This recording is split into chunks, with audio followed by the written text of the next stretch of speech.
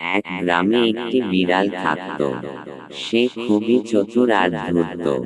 গ্রামের ঘরবাড়িগুলোতে অনেক ইঁদুর থাকত।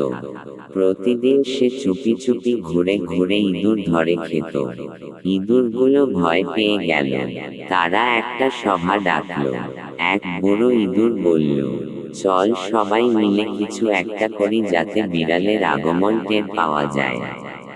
অনেক ভেবে তারা একটা বেল বাজানোর পরিকল্পনা করল। তারা ঠিক করল, বিড়ালের গলায় একটা ঘণ্টা ঝুলিয়ে দেওয়া হবে, যেন সে চলাফেরা করলেই শব্দ হয়। সবাই খুশি, পাই পাই হাত জোড় করে তালি বাজানো। পরিকল্পনা চমৎকার।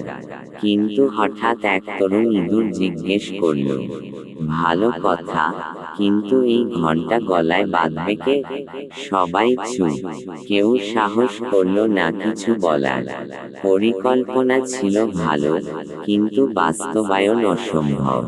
শিক্ষণীয় কথা, শুধু পরিকল্পনা করলেই হবে না, তা বাস্তবায়নের উপায় না থাকলে কোনো লাভ নেই।